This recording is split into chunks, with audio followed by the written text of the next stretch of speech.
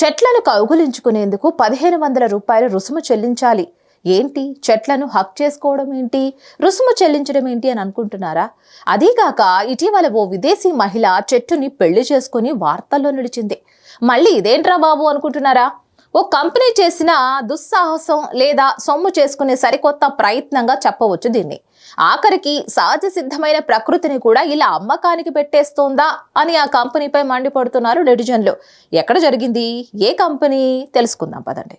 చిరాకు, ఒత్తిడి, మానసిక వేదన ఇలా ఉంటే అలా కాసేపు ఓ పార్క్కో వెళ్ళి ప్రకృతిలో కాసేపు సేద తీరుతూ ఉంటాం.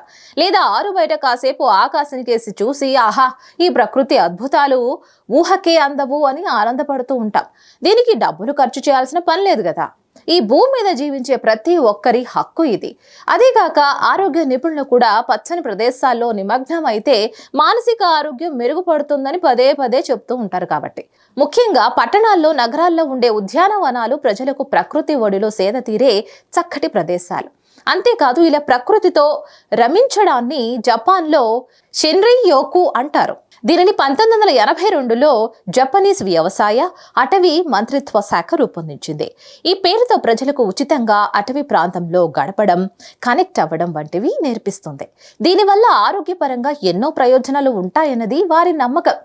అయితే ఇటీవల బెంగళూరుకి చెందిన ఓ కంపెనీ అచ్చం అలాంటి కాన్సెప్ట్తో జస్ట్ 1500తో గైడెడ్ ఫారెస్ట్ బూత్ అనుభవాలు నేర్పిస్తామంటూ ప్రకటన ఇవ్వడం వివాదాస్పదమైంది. ఆ కంపెనీ చెట్టుని కౌగలించుకొని వాటితో కనెక్ట్ అవ్వడం ఎలాగో నేర్పిస్తామంటూ ధర ప్రకటించడం నెట్టింట తెగ వైరల్ అయింది. ఈ వ్యవహారంతో నెటిజన్లు ఆఖరికి ప్రకృతిని కూడా అమ్మకానికి పెట్టేస్తున్నారు అని మండిపడుతున్నారు. ఇదేదో స్కామ్ అంటూ పోస్టులు పెట్టారు కూడా. ఇక్కడ చెట్టుని కౌగలించుకొని వాటితో మమేకం అవ్వడం వరకు బాగుంది.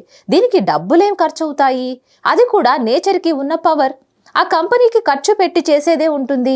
వాలంటీర్గా గైడ్ చేయడమే, సూచించడమే చేస్తే సరిపోయేది కదా. దానికి ఇలా సొమ్ము చేసుకునే దుస్సాహసానికి ఒడిగట్టడం అందరికీ తీవ్ర స్థాయిలో ఆగ్రహాన్ని తెప్పించింది. ఇక సహిస్తే చక్కగా పీల్చే గాలిని కూడా సొమ్ము చేసుకుంటారు కొందరు ప్రబుద్ధులు అని తిట్టిపోస్తున్నారు ప్రజలు. మరి మీరేమనుకుంటారు? కామెంట్స్లో మాకు తప్పకుండా తెలియజేయండి. ఈ వీడియో కనుక మీకు నచ్చినట్లయితే like, share and subscribe to Hit TV.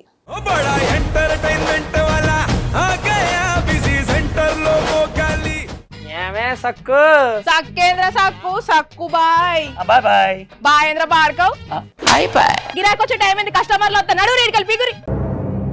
కస్టమర్లు వస్తున్నారు కదా, మాత్రం పొగరు ఉంటది. మరి తగ్గించేద్దాం పొగర్ని. డబ్బులు కట్టేస్తామేంటి కొంప తీసి? లేదు, కస్టమర్లు ఆపేద్దాం. పదా మరి మన బిజినెస్ స్టార్ట్ చేద్దాం.